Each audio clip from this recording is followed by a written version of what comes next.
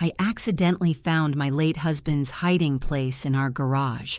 When I looked inside, there was a safe with $12 million and a note, but he always said his salary was $500 a month. When I read the first line. Good day, dear listeners. It's Maria again. I'm glad you're here with me. Please subscribe to my channel and like this video.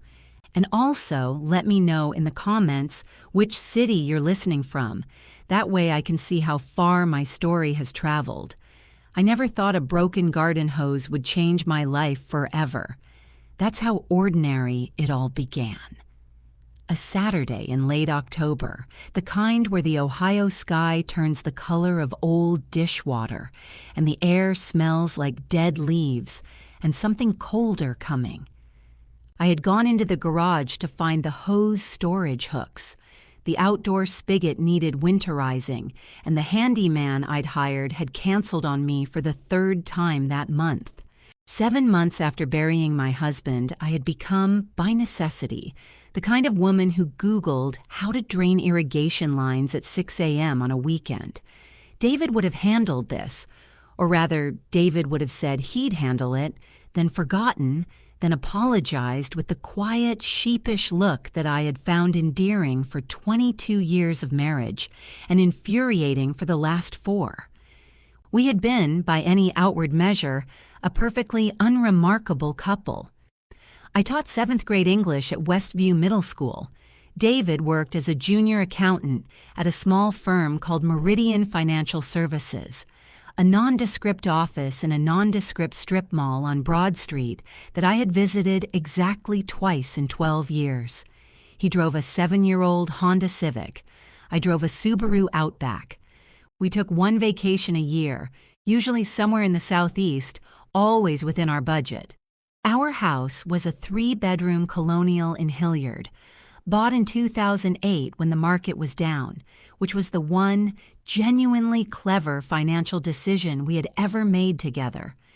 David earned, by his own accounting, somewhere around $500 a month take-home after taxes and a pension contribution that he said was substantial. I never questioned this. I earned more than he did, $61,000 a year, and that was simply how our household worked. I paid the mortgage. He covered utilities and groceries. We had a joint savings account with about $14,000 in it, which felt respectable for people our age. I thought we were honest with each other. I thought I knew the shape of my husband's life. I was spectacularly, catastrophically wrong. The garage was cold that October morning. I had the overhead light on, that single bare bulb that David had always promised to upgrade, and I was moving boxes to reach the wall where the hose hooks were mounted. Old paint cans, Christmas decorations in labeled bins, a box of David's college textbooks that I still hadn't been able to throw away. I moved a heavy steel shelving unit that I'd never had reason to move before. It was bolted to the wall, I assumed, but when I pushed it, it swung, just slightly.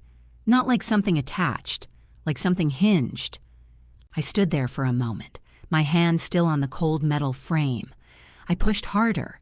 The entire unit swung outward on a concealed pivot, smooth and deliberate, like it had been designed exactly for this purpose. Behind it was a section of drywall, but the seams were wrong, too clean, too intentional.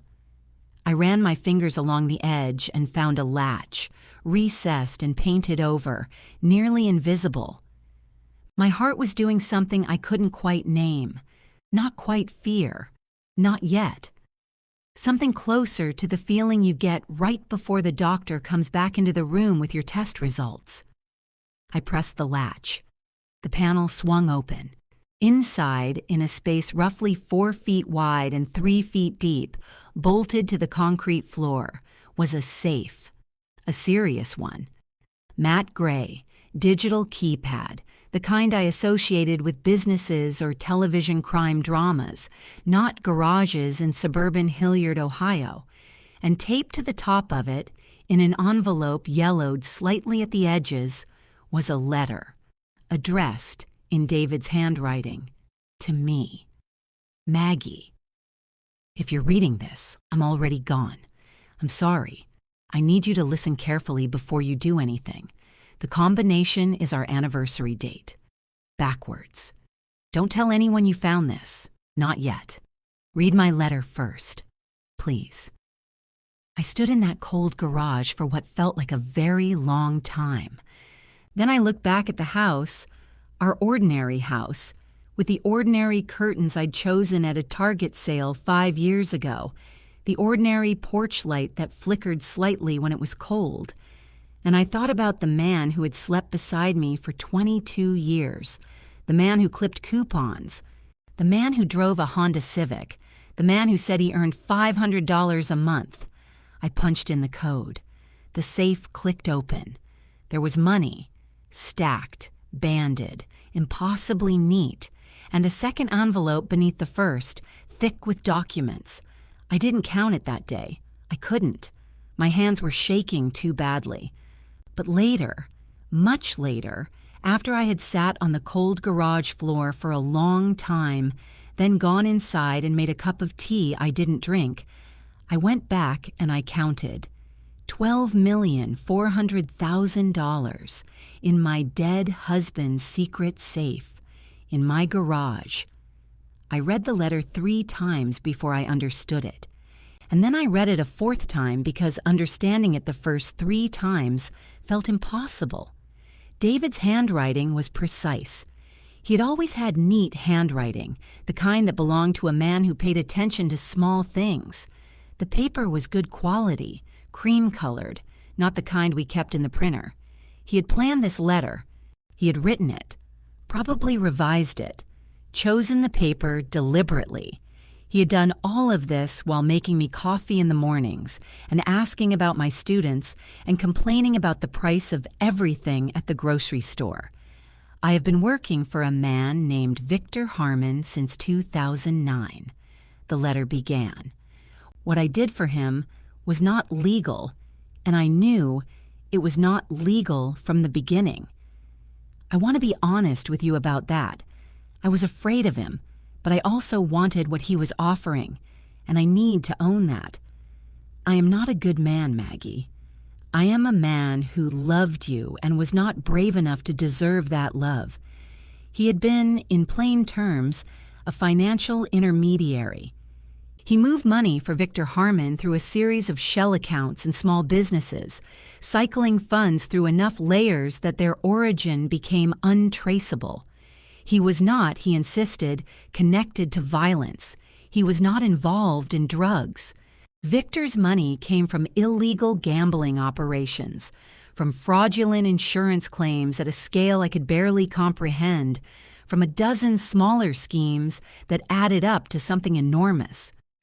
David had given Harmon respectable numbers. In exchange, he had received cash, paid directly, in increments small enough to avoid reporting triggers, over 14 years. He had saved almost all of it. I never spent it because spending it meant accepting what I was, he wrote. I told myself I would find a way out. I told myself every year. I never did. The letter went on. Victor Harmon was not a man who let things go. The money in the safe had been David's portion, his compensation over the years, accumulated. But Harmon would consider it his money, regardless of legal reality. David warned me. He will come for it. He already knows I'm sick. I think he's been watching the house. He included instructions. The names of 2 lawyers he trusted, not from our area, one in Cleveland, one in Cincinnati. A USB drive taped to the inside of the safe, which he said contained 14 years of financial records, transaction logs, and documents that could, if handled correctly, be devastating to Victor Harmon. He had kept everything, every transfer, every instruction, every communication. I was a coward about my life. The letter ended, but I tried not to be a coward about leaving it. This is everything I can give you.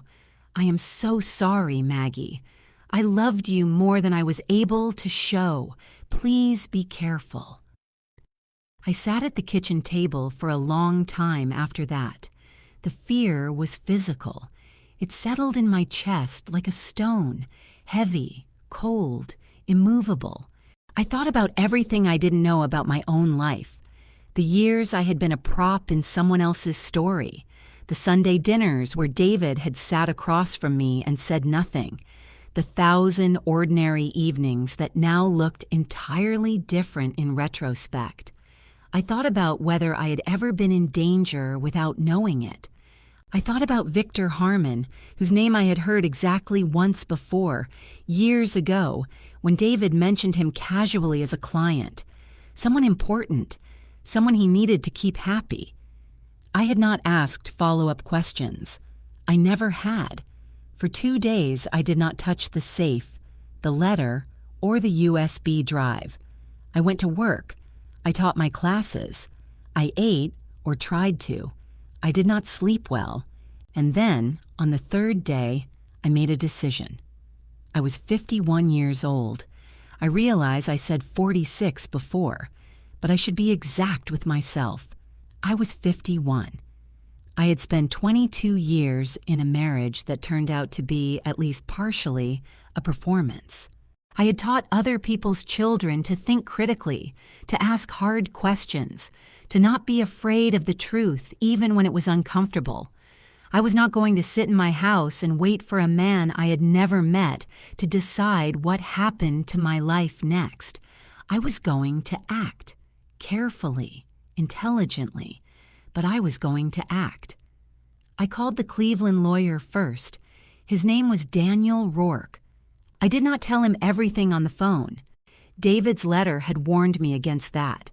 I said only that I had found documents belonging to my late husband and that I needed to understand my legal exposure before I spoke to anyone official. Rourke's assistant gave me an appointment for the following Thursday. I also, that same afternoon, called a locksmith and had new deadbolts installed on every exterior door.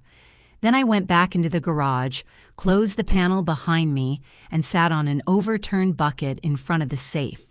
I looked at the money, all of it, stacked and silent, and I asked myself the question that would define the next several months of my life.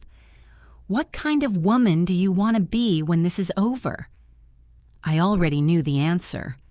I had known it, I think, from the moment I read the last line of David's letter.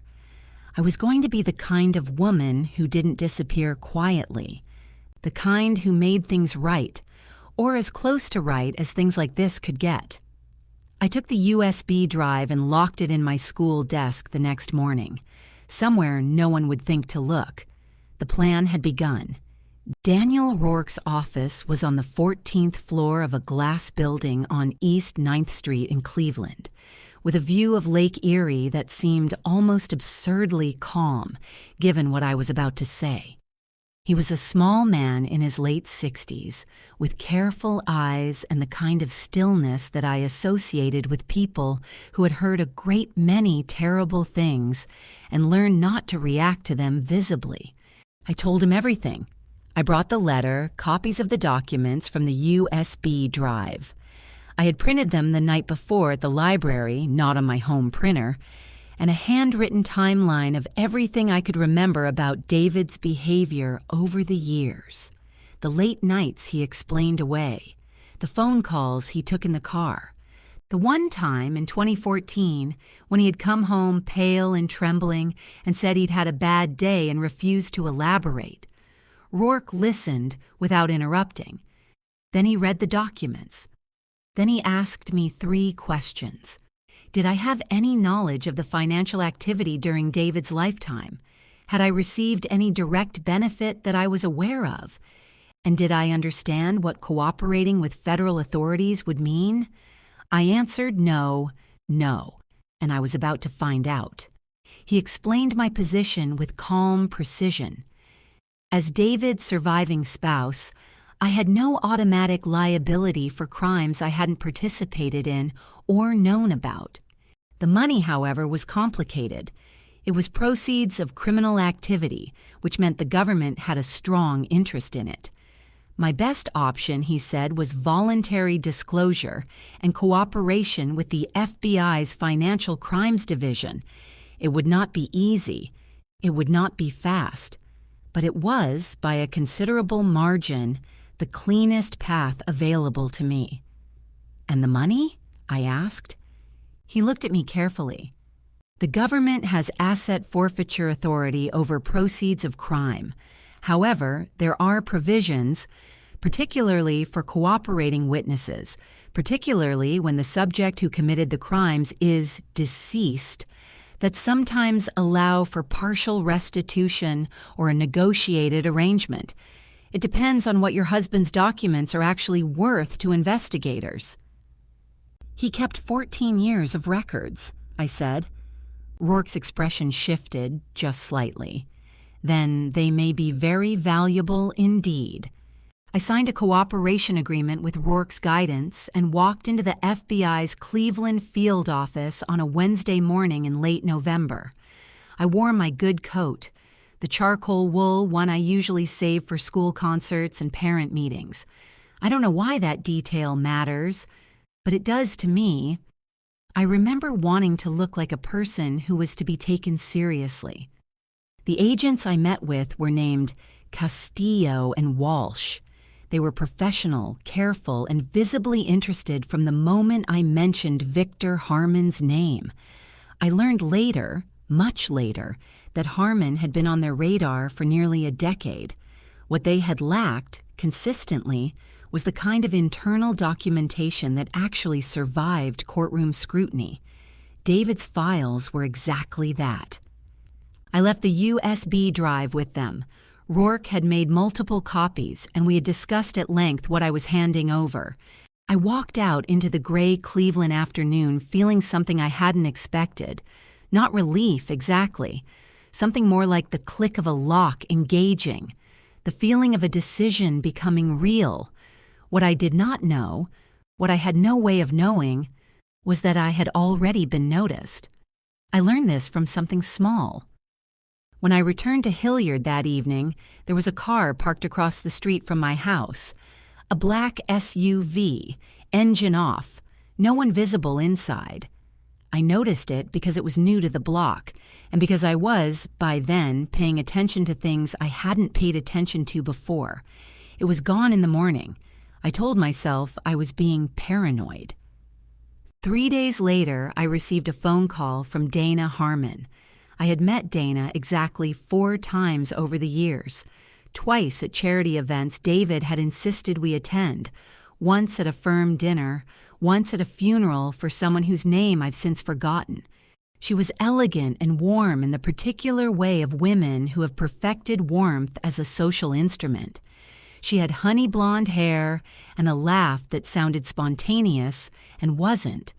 She called to offer her condolences. Very late, she acknowledged, but she had been traveling, and to say she'd been thinking about me and wondering if I was managing all right. "It must be so hard," she said, "going through all of David's things." The phrase landed wrong, not the content of it, the timing. The precision. Going through David's things. "I'm managing," I said, keeping my voice even. "Thank you for calling, Dana." After I hung up, I sat very still for a moment. Then I called Agent Castillo. I told him about the car. I told him about Dana's call. He was quiet for a moment and then said, "Mrs. Collins, I want you to install a security camera on your front door this week. Do it today if you can, and please don't speak to anyone connected to Victor Harmon without letting us know first." "Are you telling me I'm in danger?" I asked. "I'm telling you to be careful," he said. "There's a meaningful difference." I wasn't sure I agreed with him on that, but I bought the camera. I installed it myself, watching a YouTube video 3 times to get the angle right. And when I was done, I stood in my front yard in the cold and looked at my ordinary house and thought about the fact that someone had been watching it. The thought didn't paralyze me. It made me want to move faster. I called Rourke the next morning and told him I wanted to know exactly what the cooperation agreement was worth, in legal terms, in financial terms, in every term available to me. He told me to give him a week. The machine was running now. There was no stopping it. The week Rourke asked for turned into 10 days, and those 10 days were the longest of my life. I went to work. I graded essays on the outsiders and held conferences with parents about their children's reading levels and stood in the teacher's lounge making small talk about the weather and the upcoming holiday break. I did all of this with half my mind in a Cleveland FBI office and the other half scanning every car on my street with a surveillance camera's eye. The call came on a Tuesday. Rourke told me that federal investigators had spent 4 days going through David's files and that what they contained was, in his measured language, significantly useful. The records documented nearly 11 years of financial transactions through a network of 9 shell entities, 3 of which were directly tied to Victor Harmon's registered business holdings. The documentation was clean, consistent, and crucially, time-stamped in ways that could be independently corroborated through banking records. They want a formal proffer session, Rourke told me, and they want to move on Harmon before he has more time to restructure his assets. What does that mean for me? I asked. It means the timeline accelerates. And it means you need to be prepared for the possibility that Harmon becomes aware of what's happening sooner than any of us would prefer. He had barely finished the sentence when I found out that sooner than preferred had already arrived. I came home that Thursday evening to find a plain envelope wedged between my front door and the frame. No stamp, no return address. Inside was a single index card, typed, not handwritten. You found something that doesn't belong to you. Return it to where it came from, and this ends cleanly. Make the wrong choice, and nothing about your life stays ordinary. I photographed it immediately. I called Agent Castillo before I had even gone inside. Then I sat in my car in my own driveway for 20 minutes, because I didn't trust my legs. Castillo came himself with Walsh. They processed the envelope, documented everything, and then sat with me in my kitchen while I drank tea I barely tasted. They told me this was a predictable development. They told me they were increasing surveillance on my block. They told me not to go anywhere alone for the next 2 weeks if it could be avoided. What they did not tell me, and what I had to press for, was whether they were close enough to move on Harmon. We're working toward a warrant, Castillo said carefully. The documents your husband kept are strong, but federal warrants require more than documentation. We need to establish current criminal activity, not just historical. So you need more time, I said. We need more time. I looked at both of them across my kitchen table. The table where David and I had eaten 1,000 dinners, discussed the news, argued mildly about whose turn it was to call the plumber, and I made a decision I hadn't entirely planned. There's something else, I said. David's letter mentioned a storage unit. I didn't tell you about it initially because I needed to verify it myself first. I slid a key across the table, a small key, copper-colored, that I had found taped to the inside back cover of an old tax folder in David's filing cabinet.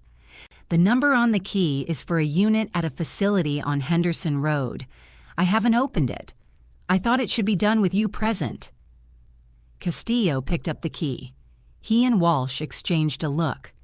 The storage unit contained 3 things: a second encrypted hard drive, a prepaid phone with a contact saved under the name V, 14 years of text communications with Victor Harmon, and a manila folder containing handwritten notes in David's hand that read like a personal journal of every instruction Harmon had given him. The texts alone, Castillo told me later, were enough. The warrant was issued 12 days after that. I did not know the exact moment Victor Harmon understood what was happening, but I knew something had shifted when Dana called again, this time without the softness in her voice. "Margaret," she said, "not Maggie. Margaret, deliberate and cold. I think you and I should have a conversation, a real one. Victor and I would like to meet with you, just to talk. He's a reasonable man." "I'm sure he is," I said. "I'll have my attorney be in touch." I hung up before she could respond. That night, after the calls and the visits and the bureaucratic machinery of federal law enforcement grinding forward in the background of my life, I did something I hadn't done in weeks. I ran a bath.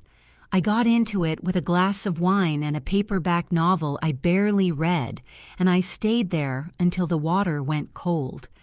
And then I climbed into bed at 8:30 in the evening, pulled the comforter up to my chin, and slept for 10 hours straight.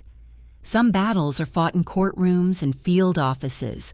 Others are fought in bathtubs and small hours of the morning when you choose, deliberately, not to let the fear become the loudest thing in the room. That night, for the first time since I had found that safe, I let myself rest. I had done everything I could do. The rest was in motion now, and motion, even uncertain, dangerous motion, was infinitely preferable to the alternative. 3 days after Dana Harmon's second call, a man I didn't recognize knocked on my front door. He was 50-ish, well-dressed in the understated way that signals money rather than fashion. Good coat, no logos, the kind of shoes that cost more than my monthly car payment. He introduced himself as Martin Gregg and handed me a business card that said he was an attorney representing a private real estate investment group. He had a warm, reasonable smile and the practiced ease of someone who had delivered difficult messages before and learned to wrap them in pleasantness. "Mrs. Collins," he said, "I've been asked to reach out on behalf of some clients who have a business interest that may intersect with your late husband's estate. They're prepared to offer a very generous resolution, one that would require nothing from you other than a signature and a conversation." I looked at the business card. I looked at him. "How much?" I asked, because there was no point in pretending I didn't understand what was happening. He named a number. $2 million wired within 72 hours in exchange for the return of any materials I had found in David's possession and a signed non-disclosure agreement. $2 million. It was, objectively, more money than I had ever expected to have in my life. It was more than my pension would ever amount to, more than the house was worth, more than every financial decision David and I had made together combined. Greg watched my face while he said it with the practiced patience of someone accustomed to the particular silence that falls over people when they contemplate the end of their money problems. "Mr. Gregg," I said, when the silence had lasted exactly long enough, "I have an attorney. His name is Daniel Rourke, and he's with Sanderson and Rourke in Cleveland. You're welcome to contact him directly. I won't be signing anything or having any further conversation without him present." Greg's smile held. "Of course. That's very sensible. I'll have my office reach out." He paused. "I do want to be transparent, Mrs. Collins. My clients feel a sense of urgency about this matter. The offer is time-sensitive." "Most things are," I said. "Have a good afternoon." I closed the door. Then I walked to the kitchen, poured a glass of water, drank it slowly, and called Castillo. He told me Greg was a real attorney, looked him up in 60 seconds, and almost certainly operating with full deniability. "Harmon's being careful," Castillo said. "He's creating distance between himself and the approach. 2 million sounds like a lot, but it tells you something. He's willing to pay that much, which means he's afraid of what you have." "I know," I said. "I'm not tempted. I just wanted you to know it happened." I appreciate that. Keep documenting everything." I did. I always did. That evening, I drove to my sister's house in Dublin, 15 minutes from Hilliard, a neighborhood of newer construction and good schools, where Carol lived with her husband and their teenage daughter. Carol was 54, practical, a former nurse who had seen enough human crisis to be difficult to rattle. I had told her the broad outlines of what was happening 2 weeks earlier. Not everything, not the FBI details, but enough that she understood I was in something serious and needed her to know. She opened the door before I reached it, which meant she had been watching for my car. "You look tired," she said. "I am tired." "Come in. I made soup." Carol's kitchen smelled like chicken broth and thyme and the particular warmth of a house where people are genuinely glad to see each other.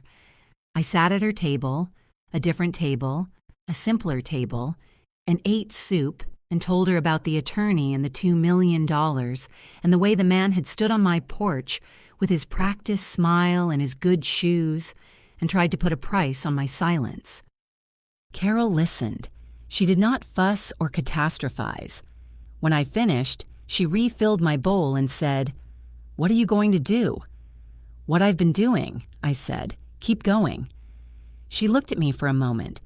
"You're different than you were before David died," she said. "Before any of this. You're cleaner somehow, like you know exactly what you're doing." I thought about that.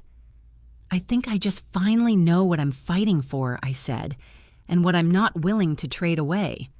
She nodded slowly. "Then you're going to be fine." I drove home in the dark and sat in the driveway for a moment before going inside, looking at the security camera light blinking steadily above the door. Somewhere across the city, Victor Harmon was waiting to see if the number had been right, if $2 million had been the price of my compliance. It hadn't. No number was. There was something clarifying about that. Something that sat in my chest, not like a stone now, but like a compass. Steady, quiet, pointing in one direction. I knew which way I was going. I had known for weeks. I got out of the car and went inside and slept well for the second time that week. They came on a Sunday. I should have expected it. The Sunday morning quality of it was deliberate, I realized afterward. Sunday carries a certain social armor. You can't easily refuse to open the door to people who arrive on a Sunday with a food gift and bereaved expressions. It communicates. We come in peace. We come as neighbors. We come as people who know the rules of civilized behavior. Victor and Dana Harmon stood on my porch at 10:15 in the morning. Dana was holding a white bakery box. Victor was wearing a subdued gray sweater, no tie, the carefully calibrated informality of a man trying to look unthreatening. He was taller than I had imagined. I'd never actually met him in person, only seen photographs, with silver hair and the kind of long, still face that could mean patience or could mean something colder. "Margaret," Dana said. Her voice was warm again. The weapon had been resheathed. "I know we should have called. I hope you don't mind. We just felt like we needed to talk, person to person, without attorneys." I stepped back and let them in because refusing would have been a different kind of statement. One I wasn't ready to make in my own front doorway at 10 in the morning with my neighbors potentially watching. I made coffee. We sat in my living room.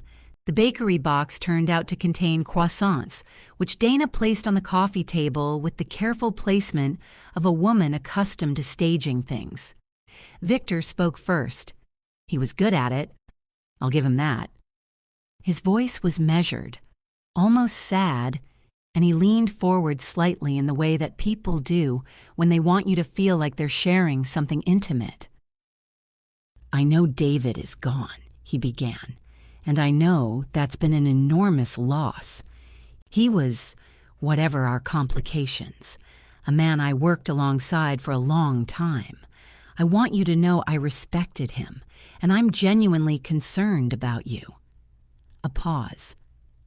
I think you may have found yourself in something that you don't fully understand, and I want to help if you'll let me." "What specifically are you offering to help with?" I asked. He glanced at Dana. She gave a small, sad smile and looked at her hands. "The situation with the materials from David's office," Victor said. "We'd like to help you navigate that, quietly and in a way that protects you from unnecessary complications. Margaret, may I be honest with you?" Another pause, long enough to perform weight. "David was involved in things that could look very bad for your family, for your name. I know how much your reputation means to you, the school, the community. I wouldn't want to see someone who had no knowledge of any of it, who was completely innocent, get caught up in a federal investigation that drags everything she cares about through the news." There it was. Not an offer this time, a suggestion of what might happen if I didn't take one. I set my coffee cup down very carefully and looked at Victor Harmon, really looked at him. For a moment before I spoke, he had a face that was accustomed to winning, the kind of face that had watched people make the calculus in real time and conclude that compliance was easier than resistance. He had probably watched it happen so many times it had become boring to him. "Victor," I said, "I want to make sure I understand what you're saying. Are you suggesting that if I don't cooperate with whatever you're proposing, there could be damage to my professional reputation?" He opened his mouth. "Because," I continued, before he could find the language to make it sound like anything other than what it was, "I want to be clear that I have been advised by legal counsel on every step of this situation. I have also been advised about the specific legal consequences of interfering with an ongoing federal investigation, which I believe this conversation may qualify as." Victor's face did something then that I found deeply satisfying. The warmth went out of it, not dramatically, not in the way of movies, but in the quiet way of a lamp being switched off in another room. He was still sitting the same way. The gray sweater was the same. But the man behind the performance had rearranged himself. "I'm not interfering with anything," he said, his voice level. "I came here as a friend." "Of course," I said. "Then you won't mind if I mention this visit to my attorney." Dana picked up the bakery box with the efficiency of someone ending a meeting. "We should let you have your Sunday," she said smoothly. "Margaret, I hope you'll think about what Victor said. We only want what's best for everyone." "I know you do," I said. I walked them to the door. I watched them get into the black SUV in my driveway, the same model as the one I'd seen parked across the street weeks ago. Victor did not look at me as he got in. Dana looked back once from the passenger seat with an expression that was not quite warmth and not quite threat, but something in the precise space between them. I closed the door. I stood in my hallway for a full minute, my back against the wall, my heart going faster than I wanted it to.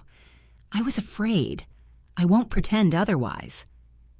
Victor Harmon was not a man who made suggestions without having considered the consequences of being refused, and I had just refused him to his face in my own living room. There was a version of the next few weeks that could become very uncomfortable, possibly dangerous. But the fear, when I examined it, had a useful quality. It confirmed that I was doing the right thing. Only the right things feel dangerous when the wrong people are watching. I picked up my phone and called Castillo, then I called Rourke. Then I ate one of the croissants, standing at the kitchen counter, alone. It was actually quite good. The federal grand jury returned an indictment on a Thursday morning in early March. I did not witness it. I was at school, 7th period, a class discussion on To Kill a Mockingbird that I had been running for 22 years and that had, this particular Thursday, taken on a quality that felt almost unbearably personal. We were at the part where Atticus explains to Scout that courage means doing the thing you're afraid of. I was talking about that when my phone buzzed in my jacket pocket. A text from Rourke. 2 words. It happened. I finished the class. I did not let my voice change. The students, as they almost always do, noticed nothing. The indictments were substantial. Victor Harmon was charged on 11 counts. Wire fraud, money laundering, conspiracy to commit financial fraud, obstruction of a federal investigation. That last one related in part to the Sunday morning visit, which Castillo's team had documented thoroughly via the audio recording I had made on my phone, which Rourke had advised me to make after the attorney with the business card visit. Martin Gregg, the intermediary, was charged separately. 3 other individuals in Harmon's financial network were named. Dana Harmon was not indicted. Not yet. The investigation into her specific involvement was ongoing. I was named as a cooperating witness. My name appeared in the press release in a single sentence. Key evidence was provided by the spouse of a deceased co-conspirator who cooperated voluntarily with federal investigators. No name. Rourke had negotiated that. I remained, publicly, invisible. What was not invisible was the hearing. The evidentiary hearing was scheduled for the 3rd week of March, and I was required to testify, not about the crimes themselves. I had no direct knowledge of those, but about the discovery of the materials, the chain of custody, and the circumstances of the approaches made to me by Harmon's representatives. Rourke prepared me for 4 days. We sat in his conference room with the lake view and went through every question I might be asked, and every answer I should give, and every moment when I should say nothing at all. "You are not on trial," Rourke said more than once. "You are a witness. Your job is to be clear, specific, and unemotional." "I'm not emotional," I said. He looked at me. "No," he said after a moment. "I don't think you are." The courthouse was in downtown Columbus, a federal building of the specific gray austerity that the government prefers. I wore the charcoal coat again. I had come to think of it as my armor. Victor Harmon was already in the courtroom when I entered the public gallery before my testimony. I had been asked to wait and had asked to be allowed a moment to see the room. He was at the defense table in a suit that cost more than my monthly salary, flanked by 2 attorneys I didn't recognize. He was composed. He had been composed the first time I saw him on my porch, and he was composed now, and I could see how that composure had served him for decades, how it had allowed him to sit across from people and watch them decide he was more powerful than they were. He looked up when I entered. For a moment, we simply looked at each other across the width of a federal courtroom. Then I found a seat and arranged my coat and took out the small notebook I carried and waited. My testimony lasted 90 minutes. I was asked about finding the safe, about its contents, about the letter, about the USB drive, about the storage unit, about the attorney who had come to my door, about the Sunday morning visit. I answered each question in the same tone I used when I explained things to my students: clear, organized, patient. I looked at the questioner, not at Harmon, except once, at the very end, when opposing counsel tried something that did not work.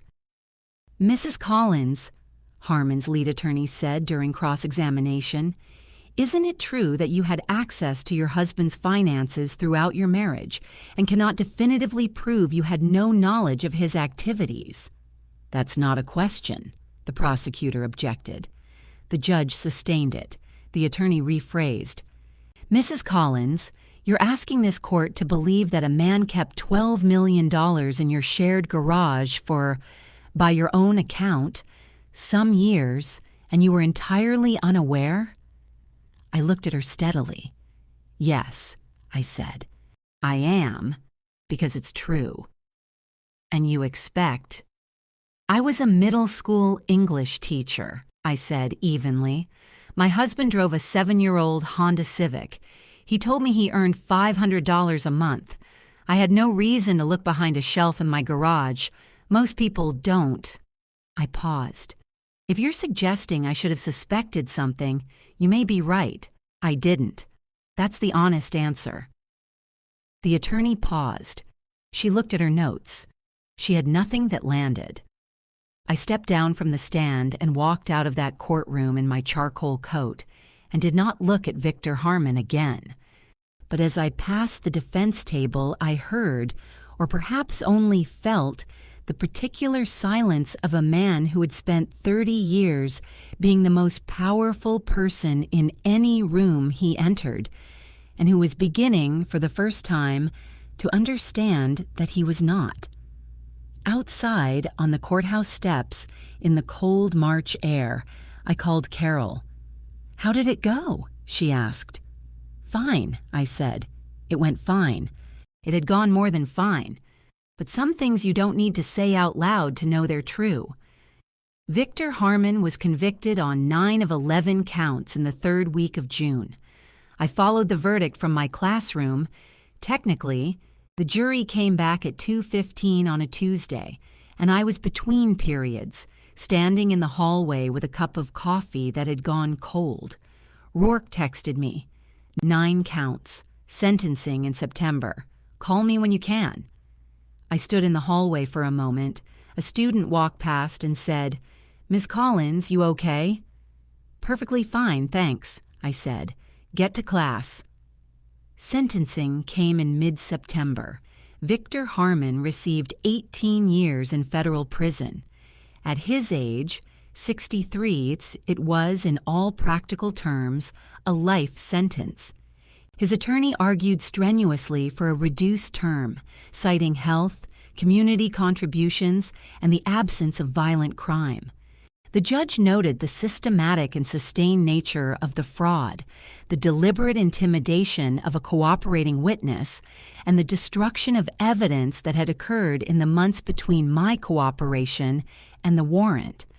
He also noted briefly that David Collins, deceased, had had the courage to preserve 14 years of records in the apparent hope that someday the people he had enabled might face accountability. I don't know exactly how to feel about that sentence. David had also enabled those people for 14 years. The reckoning he'd hoped for was real, but so was the life he'd hidden from me. Both things are true. I've learned to hold them both without needing to resolve them into something simpler. Martin Gregg, the attorney who'd knocked on my door with the $2 million offer, lost his license and pled guilty to obstruction. He received 3 years.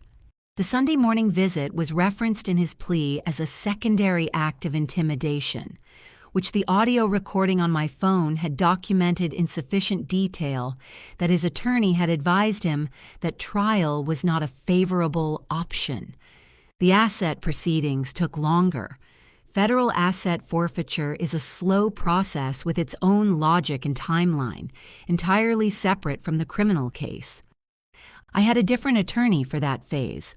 A specialist Rourke referred me to, a woman named Patricia Ellison, who operated with the calm efficiency of someone who had negotiated with the government for many years and had lost patience for unnecessary drama from any party.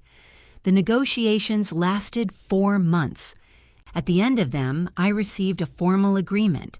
The majority of the $12 million was forfeited to the federal government, as expected. A portion, $2,300,000, was returned to me through a combination of a victim compensation provision that recognized me as an unwitting spouse and a cooperating witness benefit for the value of the evidence I had provided. The agreement was accompanied by a formal letter from the U.S. Attorney's Office acknowledging my cooperation and clearing me of any civil or criminal liability related to my husband's activities. I sat at my kitchen table and read the letter twice. Then I folded it and put it in the cream-colored box where I keep important documents: birth certificates, the deed to the house, David's death certificate, and I made myself a cup of tea. $2,300,000. I was not naive about what it was. It was money built from things that were wrong. David had done wrong things to earn it, and Victor Harmon had done worse things to generate it, and the government had taken the lion's share because that was what was appropriate, and I had no argument with that. What remained was money that the legal system had determined I was entitled to, in recognition of a specific set of facts. I accepted it with clear eyes. I paid off the mortgage. The house was mine, fully, for the first time since we'd bought it. I set aside a significant portion in a trust for Carol's daughter's education. She'd been talking about medical school, and the numbers were daunting, and I had the means now to make them less so. I gave a smaller amount to the school's reading program, enough to fund it for 20 years.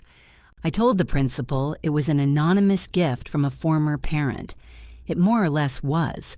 I resigned from teaching at the end of the school year, not because I didn't love it, but because I had always wanted to write, and I was 51 years old, and there is a specific kind of clarity that descends on a person who has looked into a safe in her garage and decided not to disappear quietly. I had things I wanted to say. I was going to say them. Dana Harmon was indicted in the fall, a separate case, conspiracy and obstruction. She retained excellent attorneys. It did not help her as much as she had hoped. I heard through Rourke that Victor had written a letter from prison to his attorney expressing the belief that his situation was the result of a conspiracy against him by the federal government. This struck me as very on brand. On the last day of June, I drove to the storage facility on Henderson Road and watched a federal property technician close and seal the unit for processing. The facility manager, a heavy-set man who was clearly curious about what had transpired, hovered nearby. "Big case?" he asked me. "Medium-sized," I said. I drove home through the summer heat with the windows down and the radio on, an oldies station playing something from the 80s that I half remembered, and I felt for the first time in more than 20 years like someone driving toward her own life rather than alongside someone else's. By the following spring, I had moved. Not far. I stayed in Ohio. Ohio is where I'm from, where Carol is, where I know the way the seasons work and the particular quality of light in April when everything finally comes back. But I left Hilliard in the house with the garage and the ordinary curtains and the porch light that flickered in the cold. I sold it to a young couple who were buying their first home, who stood in the kitchen looking exactly as David and I must have looked in 2008, excited and slightly terrified and full of plans.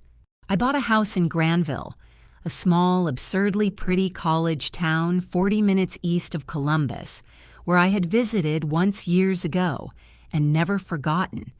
It had a front porch and a yard with 2 mature oak trees and a study with good light in the morning that looked onto a garden I immediately began to learn how to tend.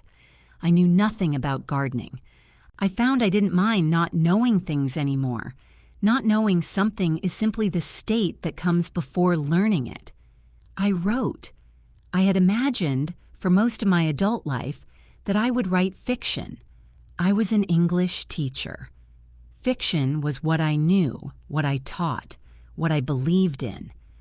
But what came out when I finally sat at my desk in the room with the good morning light was nonfiction. A memoir about David, about the garage, about what it means to discover that the life you thought you were living was simultaneously real and not real. That a person can be 2 things at once, and that the love you felt for one of those things doesn't automatically negate when you discover the other. I did not write about the FBI case in any detail. There were things I had agreed not to disclose. But the emotional truth of it, the particular shock of realizing how little you know the interior life of even the people closest to you, that was mine, entirely. and I wrote it as honestly as I could. A literary agent contacted me after I posted 3 essays on a personal website Carol helped me set up. The manuscript sold 14 months later to a publisher in New York. The advance was modest by commercial standards and felt extraordinary to me. It was the first money I had ever earned from something entirely my own. I was 53 by then, and I felt genuinely younger than I had at 40. Carol and I had dinner every other week, alternating whose house. Her daughter, now in her second year of medical school, called me occasionally to talk through difficult material, which was both flattering and occasionally over my head. I joined a book club in Granville. I befriended a retired professor named Helen, who had more opinions about 19th century literature than anyone I had ever met. I started running again and found that at 53 it was harder and slower, and somehow more satisfying than it had ever been. I was happy. I say this without qualification, something I could not have said about most of my adult life. Victor Harmon, in the fall of his second year in federal prison, had a stroke. He recovered partially, but was transferred to a medical facility. His 3 appeals had all been denied. His business holdings were largely dissolved through the asset proceedings, the shell companies, the investment entities, and what remained was being managed by a court-appointed administrator. There was very little left to manage. Dana Harmon's case resolved in a plea agreement. She received 22 months in a minimum security facility and a substantial fine. The house in New Albany, 7 bedrooms, a pool, a landscaping budget I found literally incomprehensible when it was reported in the news, was sold in the asset proceedings. She was released after 14 months. I don't know where she went. I had stopped wanting to track it. Martin Gregg lost his law license permanently and served his 3 years. He was not, as far as anyone could tell, practicing any kind of law afterward. One evening in late October, almost exactly 2 years after the broken garden hose, after the hinged shelf, after the latch I had pressed with shaking hands, I sat on my front porch in Granville with a glass of wine and watched the oaks shed their leaves in the gold-orange way of Ohio autumn. The air smelled like dead leaves and something colder coming, the exact same smell as that first morning. I thought about how much had happened inside a smell that stayed the same. I thought about David, his neat handwriting, his cowardice, and his love, and the strange final courage of the letter he had left me. Without rage, without grief, without the need to reach a verdict. I finished my wine. I went inside. I wrote for 2 more hours before bed. I often wonder, what would you have done? Would you have taken the $2 million and signed the paper? Or would you have chosen the harder, longer road? Leave me a comment. I genuinely want to know.